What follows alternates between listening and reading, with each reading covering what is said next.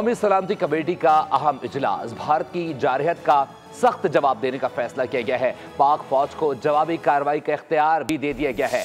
भारत ने मुजफ्फराबाद, सियालकोट, भावलपुर समेत मुख्तलिफ इलाकों में मासूम शहरियों को निशाना बनाया। पाक फौज ने 5 भारतीय तैयारे और मुताद्दिद पोस्टों समेत ड्रोन्स मार गिराए। अपडेट कर रहे हैं रात की तारीकी में भारत की जारहियत का कौमी सलामती कमेटी में इससे मुतालिक अहम इजलास हुआ। भारत की जारहियत का सख्त जवाब देने का फैसला किया गया है।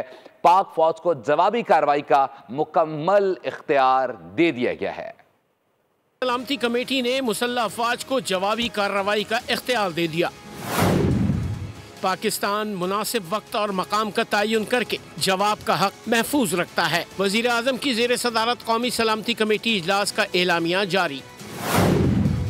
इजलास में मासूम शहरियों की शहादत पर फातह खानी की गई। इजलास में भारत की बुज़दिलाना कार्रवाई पर गौर हुआ।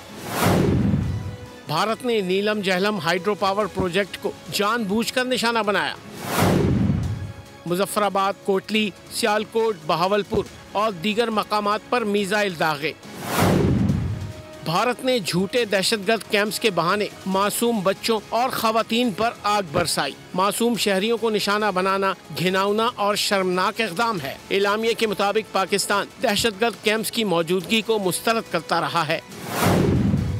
बैनुल-अक़वामी मीडिया ने 6 मई को इन ख्याली दहशतगर्दी कैंप्स का दौरा किया था। भारत को झूठ बेनकाब होने का खदशा भी था। भारत ने खित्ते के अमन को ललकारा है। अब नताइज की जिम्मेदारी भारत पर होगी। कौमी सलामती कमेटी की जानिब से पाकिस्तान की खुद मुख्तारी और इलाकाई सालमियत की खिलाफ वर्जियों की शदीद मुजम्मत की गई।